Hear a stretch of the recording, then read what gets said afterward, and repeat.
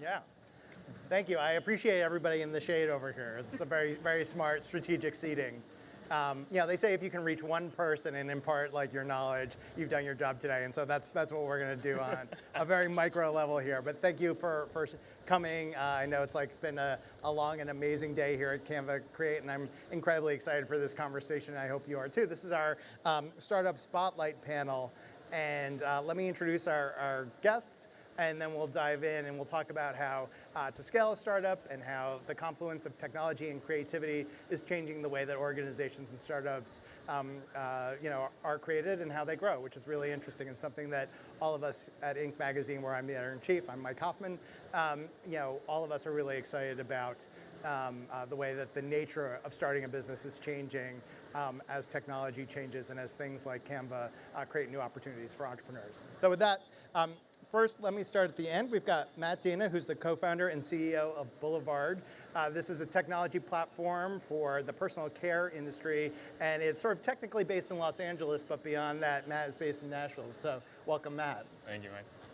And next we have Purva Gupta, who's the co-founder and CEO of Lily AI, which is a retail technology company that helps e-commerce companies sort of think about how their products show up on the internet, and that company is based in San Francisco. Welcome, Purva.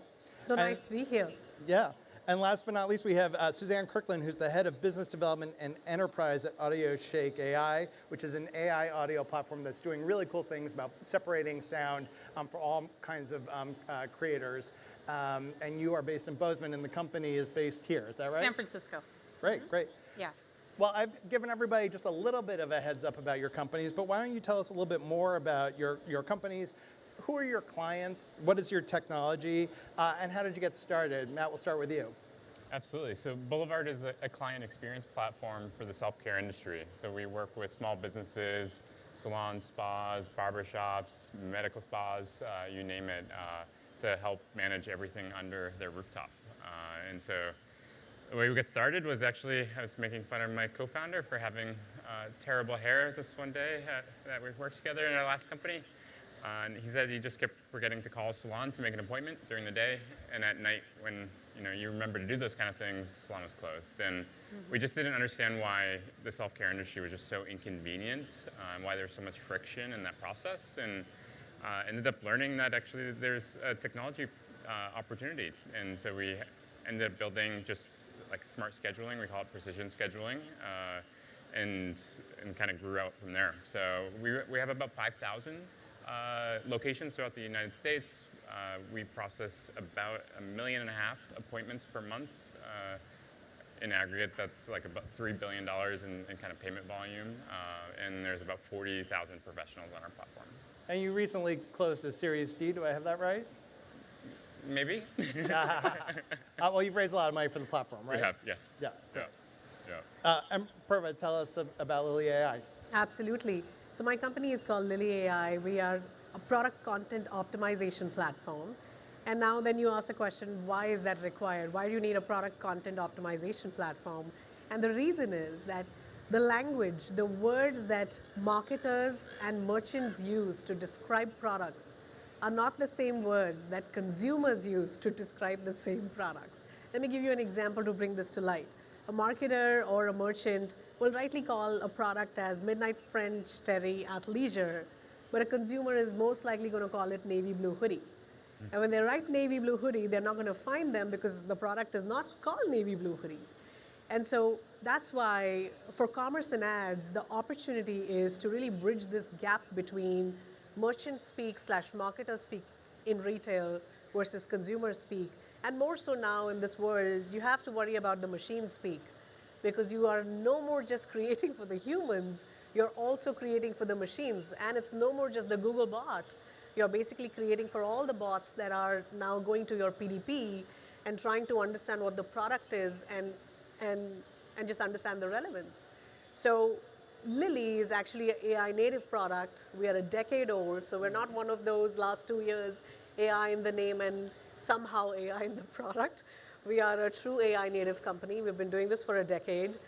We work with some of the largest retailers and brands in the US, including Macy's, Bloomingdale's, Abercrombie and Fitch, Tory Burch, Coach, among many others. And we also work with small brands because at the end of the day, what Lily is doing is we're making sure that brands can be found to be sold.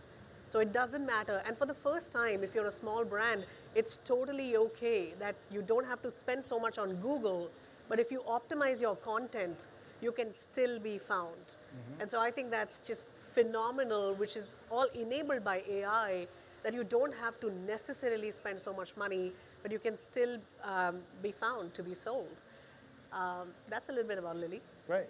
And Suzanne, AudioShake is 4 years old, so it's the youngest company of the Yes. group here. Tell us about AudioShake. Yeah, sure. So AudioShake is a sound separation tool.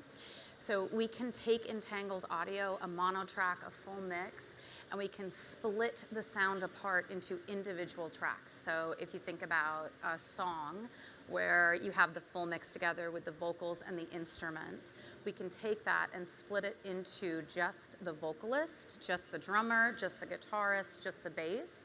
And those are professional quality stems that can be remixed and remastered. Our models are proprietary. We're working widely across the music industry with most of the major labels and production libraries. We've now gotten into film and TV and are working with most of the major US studios and some of the streamers. And we also work with one of the largest sports organizations in the United States. So there's a lot you can do with audio once you can open it up. This allows you to take content that was blocked because of commercial music, or that you didn't have a full mix and you want some more editing control, and really quickly and economically do things with it that you never could before. Now, it strikes me, it's interesting, each of you runs a technology platform that's highly specialized and serves a different kind of niche. They're all business-to-business companies for the most part.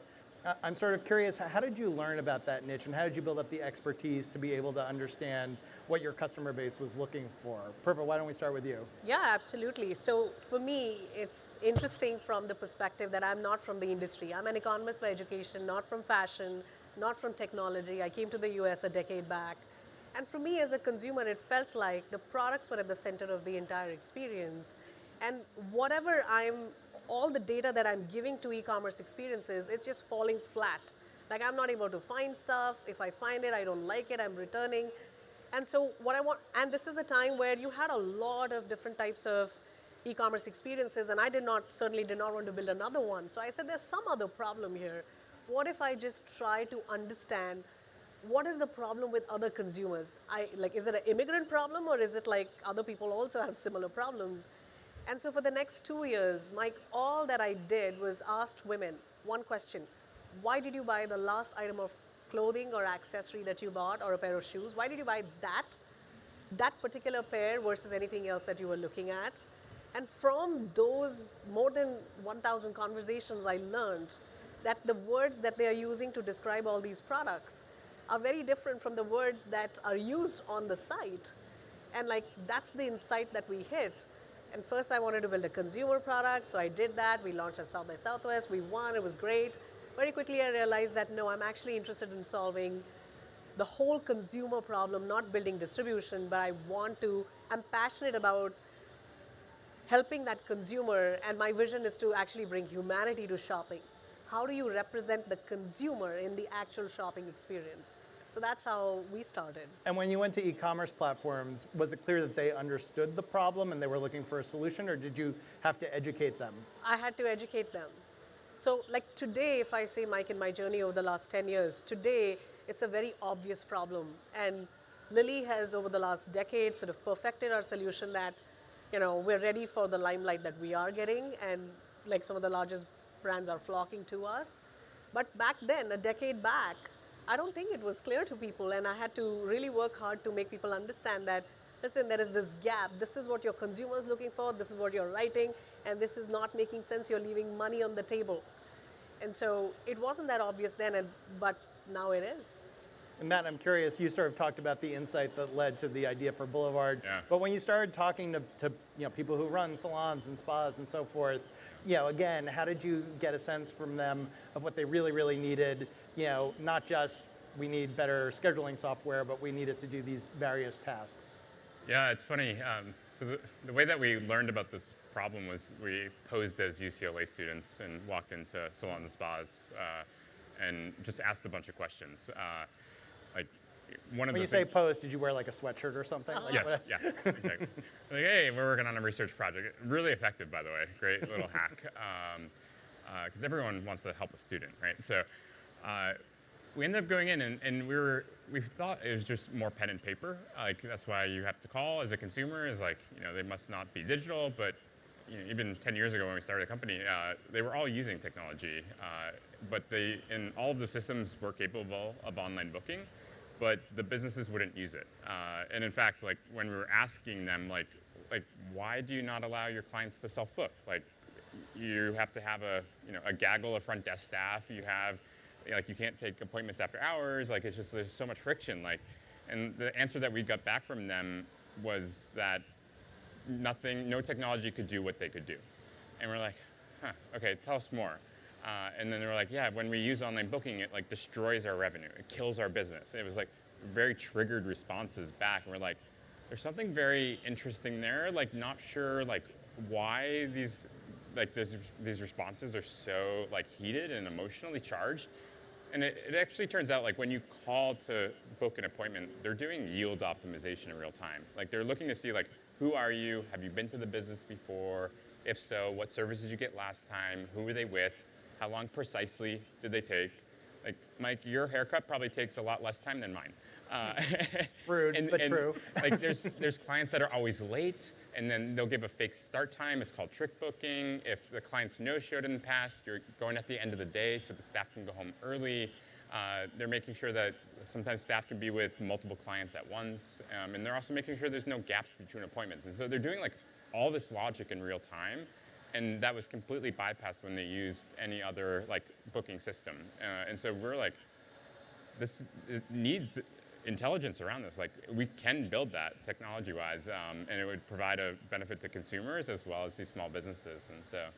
But I'm curious with that, one thing I always wonder about when you're creating software for a niche and for a small business niche, how do you know that you can make something that they can afford, right? How do you figure out that there's pricing in there and a license that they can afford that will give you a business that's not just steady, but in fact growth? Yeah, so we learned that there's like a real opportunity because as soon as we posed the idea to our research participants, they're like, oh my God, is that available? Because we would love to use that. And so got a lot of validation. And then we did like the math. Like we learned actually, because these small businesses are very low margin businesses. Labor represents 60% of their P&L. And so we looked at their calendar and we learned that if a single provider had more than 45 minutes of downtime in a given 8-hour shift, that person was negative. Like the unit economics of that person for that day was negative. They were in the red. And so it's really high stakes. So like the line between profitability and not profitability was just 45 minutes. And so it was really high stakes. And the labor costs to like offset that problem, to micromanage the calendar manually was really high cost. And so you can start to see like what were they paying for with their existing vendors, what's the value that you're driving, and you can kind of arrive to a place that it works for the customer. And Suzanne, you have a background in entertainment production, but how did you and the AudioShake team figure out that this here's like a real business opportunity, a real value proposition for the software, and also then how do you figure out how to bring it to market? Yeah, our CEO always dreamed of working in sound. That's not. So our CEO's background is from Google. She was part of the leadership team, and she and our co-founder were living in Japan, doing a lot of karaoke and singing a lot of really bad versions of Brown Eyed Girl. And all the other sort of like reproduced versions of karaoke songs that you hear. And they really wanted to karaoke to punk. So our other co-founder and CTO, Luke Miner, comes to us from Plaid. He has a deep background in AI research. And kind of as a parlor trick, they developed a way to rip the vocals out of a song. So privately, sorry to the audio guys for that. Privately, they could karaoke to any song that they wanted. They had some friends in the music industry who said, this is a great party, but you've completely revolutionized sync licensing. So that is when an artist would like to sell an instrumental version of their song to be used in a commercial or a TV show where if you can't get the song without the vocals, you could lose a six-figure licensing deal. So that kind of grew the company into this enterprise offering of how can we bring this to the masses. And as we started getting that work with the labels, once we started working with places like Disney Music, Universal Music, those are all large companies that do massive amounts of content creation across multiple industries. So we started working more in film and TV, where we were doing things like taking the vocals out of older content so it could be dubbed and localized for 60 to 90 different languages, taking catalog content that needed to be mixed into Atmos and spatial mixes, providing stems for that, and it just kind of continued to grow and still continues to grow. As we work in sports, we're doing more around music removal, so that those walkout songs you hear in a baseball game don't interfere with that being on YouTube later and get taken down or interrupt the monetization. Pardon me. Yeah, no, it's interesting. I'm curious, for each of you, was there a moment with kind of an early customer where they gave you a piece of feedback that altered the way that you think about the business, or you create a new feature as a result? Purva, let's start with you. Yeah, I think for me, this is, like I said earlier, we started as a consumer company, and we launched at South by. We won as the best startup in social culture category. This was the same thing as Twitter, so it felt really nice, and it was exciting. Yet at the same time, as we started, for the first time, also hearing the other side of the story. So I spent all this time on the consumer, hearing what they thought. Now, for the first time, as I was talking to brands and retailers on the other side, because we had a lot of them on our consumer app, that's when I understood that it's a bigger opportunity for us to solve the problem, and we could just significantly increase the scope of impact that we can have, because these businesses already have distribution. And so the next thing that I see in front of me is, one of the largest brands in the world just gave us $40,000 to do a test. And I was like, wow, this is more than the money that I've made in launching a consumer app in 9 months. And it makes sense to explore this, to say, what is it on the other side of this? And it's right that I had to do a lot of convincing, but some people got it. And so as I sort of chased that, it just became very clear to me, understanding the other side of the story, that what happens at brands and retailers today, generally for commerce and ads, is that it's all manually generated content. Right. There's some human, and this is still true today. There is a human that is manually putting labels on every single product. There's a human that's writing the title, the description, all the meta information, setting up the ad. There's so much manual work that's happening. And in the world that we live in, it's just impossible to optimize it. It's just no more a human job. AI can get there 90% and in a really good optimized manner, and then the humans can do the last 10% with a lot of creativity. And so to bring it back to your question, absolutely, I think there's a few brands that have played the part of sort of guiding us into what the product is today. Matt, what about you? Yeah, the way that we built Boulevard in the early days, we actually worked on site. So we started in LA, we worked at all the bougiest salons and spas, and I'd be working the front desk, and my co-founder would be in either an empty chair or the back office if they had one, sometimes a supply closet, just programming new features in real time. And we just learned a tremendous amount, not only about the business, about the guest experience, but as well as just the culture of how these businesses operate. And there was one time that we were doing research on site, and I saw the front desk holding up a ruler to the monitor when they were looking at a calendar view. And we're like, why are they holding up a ruler to a monitor? What are you doing? And the technologist in me, I was cringing, don't do that to the monitor. But they were just trying to, it was a very busy salon, and they were just trying to figure out who's going to be leaving next and who's going to be coming in next, so that they could pull product, get everything ready for the checkout.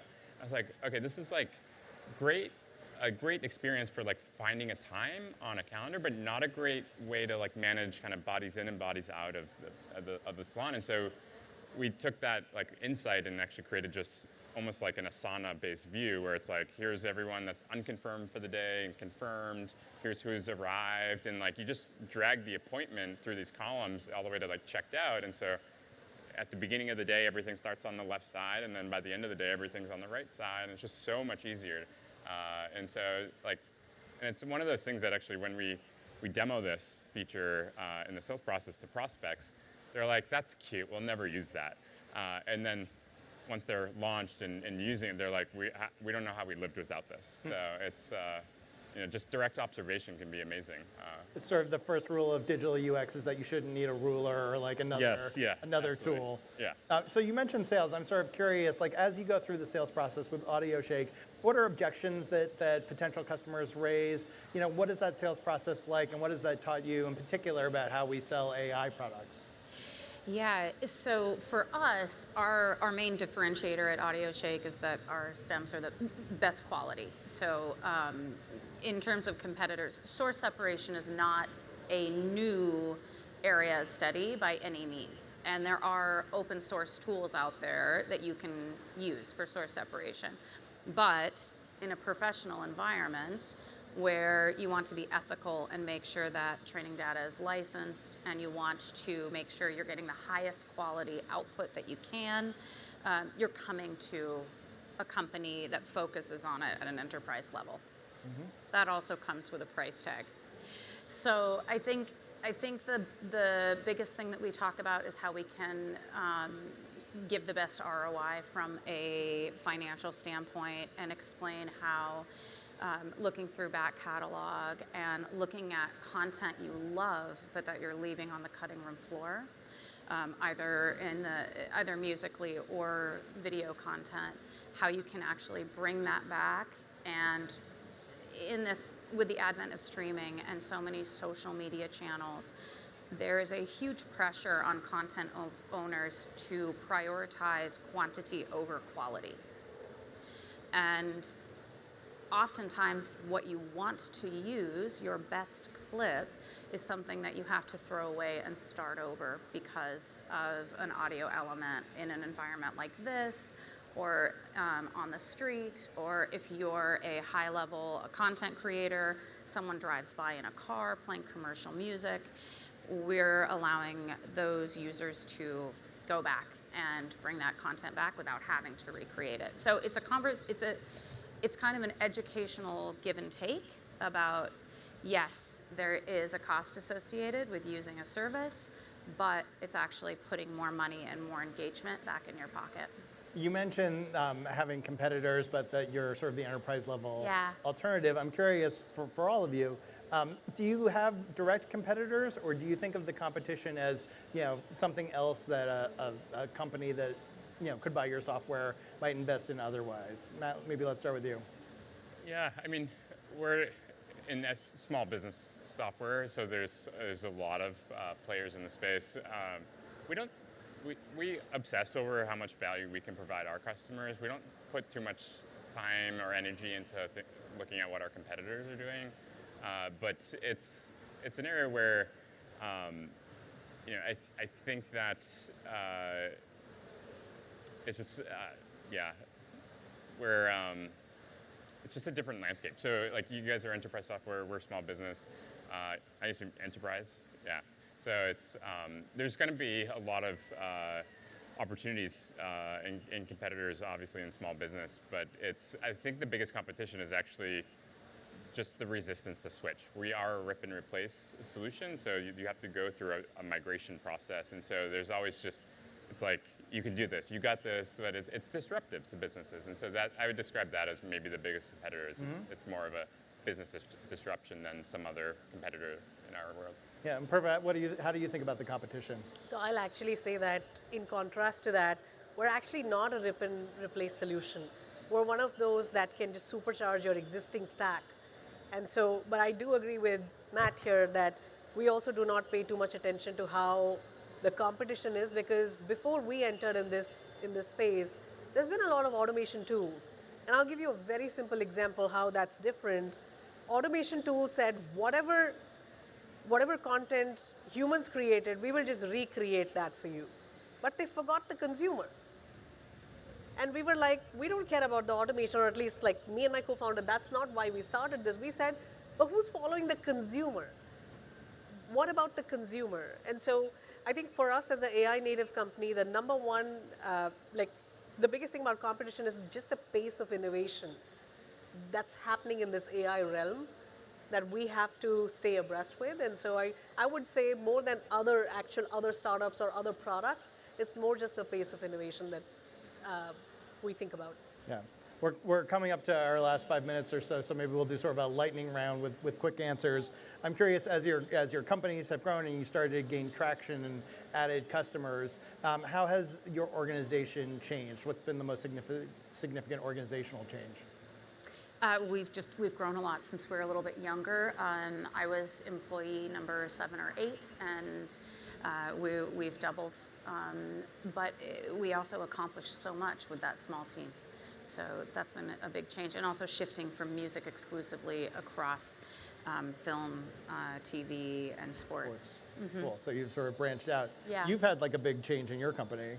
Can you describe it? Yeah, I think for us, it's in line with how a lot of Silicon Valley startups are experiencing that, which is Lily was double the size last year, and we are actually half the size now. In terms of headcount. In terms of headcount, and we're 3 times bigger in terms of the number of customers we have, yet we are half the size, and I'd say that we are more efficient, and I think that's because of all the AI gains that we've experienced as a company. And in particular, you've sort of had fewer people writing code, right? Yeah. And what about you, Matt? What's been the biggest change? Yeah, we've seen some ups and downs. Our industry was completely shut down during COVID, which was a fun experience, to say the least. And then after COVID was this period where all startups were being highly scrutinized. And so I think one of the biggest changes, for 2 years, we held headcount completely flat. So our team size did not change for about 2 full years, but we grew our revenue 3x. And so that was just a remarkable time. And so we have about 325 employees now, and just seeing significant growth. But yeah, there's been some definitely ebbs and flows. Yeah. Another speed round question. How do you think about your role, and how much time do you spend personally on sales? We'll start with Matt and come this way. Yeah, I personally spend a lot of my time on product and engineering. I'm a designer and engineer by trade, and so I definitely will jump in, both with existing customer conversations as well as some prospects. But most of my time, I'd say, is spent on the R&D side. I think for me, founders are always selling, period, end of story. So that's the number one thing I'll say. And then the second big learning actually I've had on my journey at Lily is that the CEO should own product. Yep. Yeah, agree with Matt. And for me, it's probably 90%. That's the bulk of my work. But I have trouble staying in my lane, so I do a little bit of QA. I do a little bit of product suggestion. Yeah. Definitely aggregating feedback, things like that. When you win an account, why do you win it? Because we're easy to use, best quality, good price. Yep. Because of measurable value, literally our product provides 5 to 10% lift in revenue from what you spend on Google, incremental. So it's measurable impact, ease of use. Those are top two reasons. Yep. Same thing. It's quality, quality, quality. We get our design aesthetic and just ease of use. And then it's just a product that really is molded around their workflows. It's built authentically for them. And what's the biggest problem you have fixed recently at the company? Biggest problem to fix? I would say I've not fixed it. The administration has fixed it with respect to tariffs temporarily, because we sell to brands and retailers, and oh my God, what's going on that? So that's the biggest problem that comes to my mind. Something's paused anyway. Something's paused for a little bit. Yeah. I think we had to learn how to hire again, which was in a period where you hold headcount flat for 2 years, you got to like build that muscle again. Like you need to start setting aside time for interviews and things like that. And so that was like a fun experience to reorient ourselves around like really growing the team in a significant way. Boring admin around pipeline management and account management. Yeah, but important. Best practices, admin is important. Yeah. And the last question, AI obviously is like an incredibly important topic. It's something we've all talked about all day. How are you personally using AI, either within the organization or for yourself personally, to make you more successful or to scale? Yeah, I mean, I have an LLM, like an aggregate tool that just pops out if I'm searching for something. But our developers all use code helpers pretty widely, I mean, as part of their work. And of course, our marketing team likes to use a little AI voiceover every now and again. Nice. I think I use the LLMs for shopping myself. So literally, I will use Perplexity when I'm evaluating 2-3 products. Oh, wow. So like that's absolutely helpful. And then the other thing I'll say, this is sort of where I'll give a shout out to Canva. Literally, I was using it yesterday to create a LinkedIn post. And so the AI features are absolutely actually amazing on all of these platforms. They just like supercharged, so I'm excited about that. Great. I use it constantly. It's turned me from a pretty terrible engineer into like a okay engineer.